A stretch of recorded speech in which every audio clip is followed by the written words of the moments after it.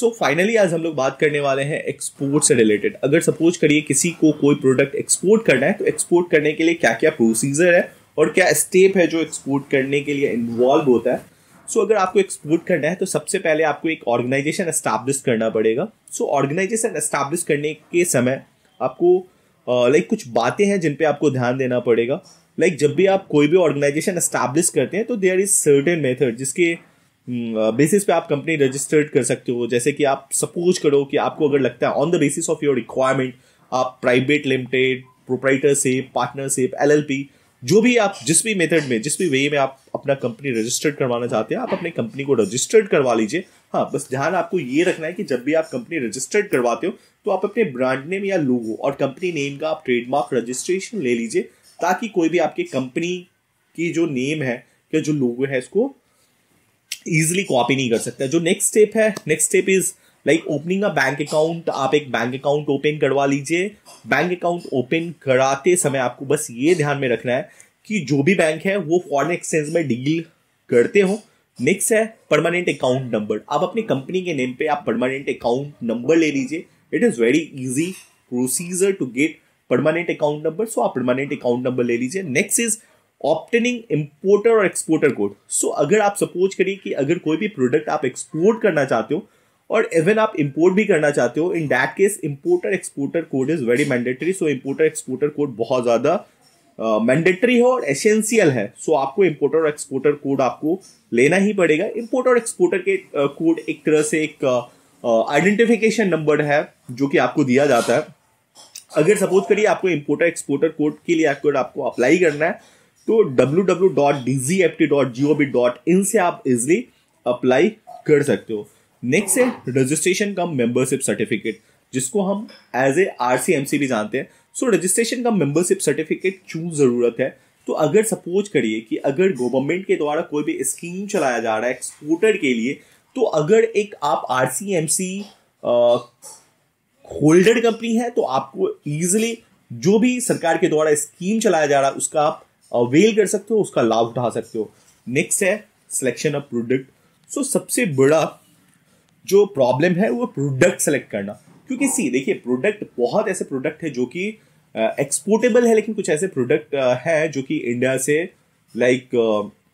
Restricted है and prohibited है, उसको आप एक्सपोर्ट नहीं कर सकते हो। तो सबसे पहले आप ऐसे प्रोडक्ट का चयन कीजिए जो प्रोडक्ट इंडिया से एक्सपोर्ट किया जाता हो, जो कि एक्सपोर्टेबल हो।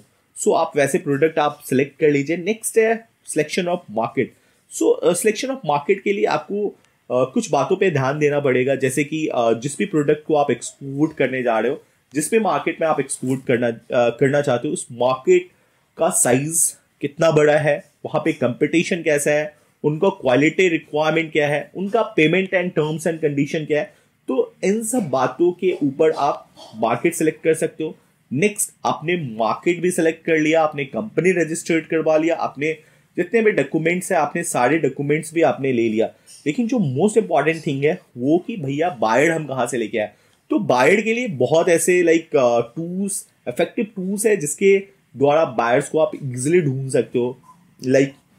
अगर आपको बायर ढूंढना है तो आप ट्रेड फेयर में अटेंड कीजिए, बायर सेलर मीट को अटेंड कीजिए, एग्जीबिशन है जहां भी एग्जीबिशन लगता है वहां पे आप अटेंड कर सकते हो। जो मोस्ट इंपॉर्टेंट टूल्स है वो B2B पोर्टल्स है। B2B ऐसे आज के डेट में बहुत सारे B2B पोर्टल्स है जहां पे आप मिनिमम चार्जेस पे करके आप वहां से बायर के कॉन्टेक्ट इन्फॉर्मेशन होता है उसको आप इजिली फाइंड आउट कर सकते हो। और वेब ब्राउजिंग के द्वारा भी आप फाइंड आउट कर सकते हो। आप ब्राउजिंग कीजिए और फाइंड आउट कीजिए कि आपके जो भी बायर है जिस भी कंट्री में है, आप गूगल कीजिए और लिखिए कि आपके जो प्रोडक्ट से रिलेटेड है वो आपके दूसरे कंट्री में कौन ऐसे बायर है जिनको आपका प्रोडक्ट चाहिए। Next step is sampling. जैसे ही आप बायर ढूंढते हो और बायर को लगता है कि they really need that product, तो वो आपको सैंपल के लिए पूछ सकते हैं। So what you have to do as per FTP 2015 and 20 without any limit, आप उनको उनके हिसाब से आप उनको सैंपल प्रोवाइड करा सकते हो। Next step is inquiry. उसके बाद कस्टमर आपको एक इंक्वायरी सेंड करेंगे। अगर उनको लगता है कि आपने जो भी सैंपल उनको प्रोवाइड कराया है that is very good and उसका क्वालिटी बहुत अच्छा है, तो वो आपको इंक्वायरी सेंड करेंगे। इंक्वायरी के थ्रू जो भी उनको क्वालिटी चाहिए वो क्वालिटी आपको सेंड करेंगे। क्वालिटी के साथ साथ आपको शिपमेंट टर्म्स कंडीशन और कितना क्वांटिटी में उनको चाहिए वो भी आपको सेंड कर देंगे।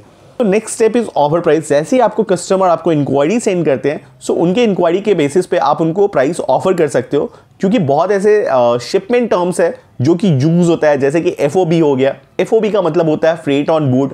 CIF हो गया, CIF का मतलब होता है कॉस्ट इंश्योरेंस फ्रेट। एंड जो थर्ड है दैट इज CNF। CNF का मतलब होता है cost and freight charges. So next step is confirmation of order. जैसे ही आपको परचेज ऑर्डर मिलता है, आप उनके टर्म्स एंड कंडीशन को ध्यानपूर्वक पढ़ लीजिए। अगर आपको लगता है terms and condition is like acceptable, then you can send a confirmation mail. So next step is procurement of good. जैसे आपको परचेज ऑर्डर मिलता है, जो भी आपको रिलेटेड गुड्स है उसका प्रोक्योरमेंट स्टार्ट कर देते हैं। And the next is quality control. और ये मोस्ट इंपॉर्टेंट थिंग है, जब भी आप कोई भी प्रोडक्ट किसी भी कस्टमर को डिलीवर करते हो तो आपको बहुत क्वालिटी कंट्रोल करना होगा, क्योंकि अगर आप क्वालिटी कंट्रोल नहीं करते हो तो जो आपके कंपटीटर है इसके एडवांटेज उठा सकते हैं। सो नेक्स्ट स्टेप इज फाइनेंस। अगर सपोज करिए आपको परचेज ऑर्डर मिल गया है और अगर आपके पास फाइनेंस नहीं है, तो you can take a help of like bank. जो भी ऑथोराइज बैंक है, जो भी आपके बैंक है, आप उनसे हेल्प ले सकते हो on the basis of purchase order. Next step is labelling, packaging, packing and marking. So customer का रिक्वायरमेंट होता है और उनके रिक्वायरमेंट के हिसाब से आप उनको लेबलिंग, पैकेजिंग, पैकिंग और मार्किंग करके उनको प्रोडक्ट आप सेंड कर सकते हो। Next step is insurance. So we have already been talk about insurance, कि अगर सपोज करो कि कस्टमर आपको CIF बेसिस पे अगर आपको परचेज ऑर्डर देता है, तो CIF में क्या होता है कि आपको इंश्योरेंस भी करवा के देना होता है, ताकि अगर कोई भी प्रोडक्ट अगर डैमेज होता है या डिमोलिश होता है तो उस केस में ये कवर हो सके। सो नेक्स्ट स्टेप इज डिलीवरी। अगर कस्टमर का जो भी रिक्वायरमेंट है आपको उसको स्ट्रिक्टली फॉलो करना है, क्योंकि ये भी बहुत इंपॉर्टेंट रोल प्ले करता है आपके आगे के ऑर्डर के लिए। So next step is custom procedure. So अगर आप नए हैं, अगर आप नए स्टार्ट करना चाहते हैं एक्सपोर्ट करना, सो बेस्ट चीज कि आप जो कस्टम हाउस एजेंट है, कस्टम हाउस एजेंट का आप हेल्प ले सकते हैं। सो वो कस्टम क्लियरेंस या बाकी के जो भी लीगल प्रोसीजर है वो उसमें आपको हेल्प आउट कर सकते हैं। सो उसके बाद जो नेक्स्ट स्टेप आता है that is of like documentation. So documentation में ये कुछ ऐसे डॉक्यूमेंटेशन है जो आपके स्क्रीन पे दिख रहे हैं, जैसे बिल ऑफ लेडिंग है या एयरवे बिल है। अगर आप एयर के थ्रू अगर आप कोई भी शिपमेंट करते हो तो उसमें एयरवे बिल हो गया, या कॉमर्शियल इनवॉइस कम पैकिंग लिस्ट हो गया। The next is shipping bill या बिल ऑफ एक्सपोर्ट या बिल ऑफ एंट्री है। ये बाकी के डॉक्यूमेंट्स हो गए, या बाकी के अदर डॉक्यूमेंट्स भी हो सकते हैं, जैसे सर्टिफिकेट ऑफ ओरिजिन। आप जिस भी कंट्री से आप माल से कर रहे हो तो आपको एक सर्टिफिकेशन ऑफ ओरिजिन भी देना पड़ेगा, दैट इज CO। उसके बाद इंस्पेक्शन सर्टिफिकेट। अगर इंस्पेक्शन है उस पार्टिकुलर प्रोडक्ट के, बहुत ऐसे इंजीनियरिंग प्रोडक्ट होते हैं जैसे प्रेशर वेसल या बहुत ऐसे प्रोडक्ट होते हैं जिसके इंस्पेक्शन भी किया जाता है। सो इंस्पेक्शन सर्टिफिकेट आपको प्रोवाइड कराना है। नेक्स्ट है submission of document to bank. So अगर आपको सपोज करो कि आपके LC के बेसिस पे अगर आपने ऑर्डर लिया है, तो उस केस में आपको ये कुछ डॉक्यूमेंट है जो आपके कंप्यूटर स्क्रीन पे दिख रहे होंगे। सो ये डॉक्यूमेंट आपको आपके बैंक को सबमिट करना पड़ेगा।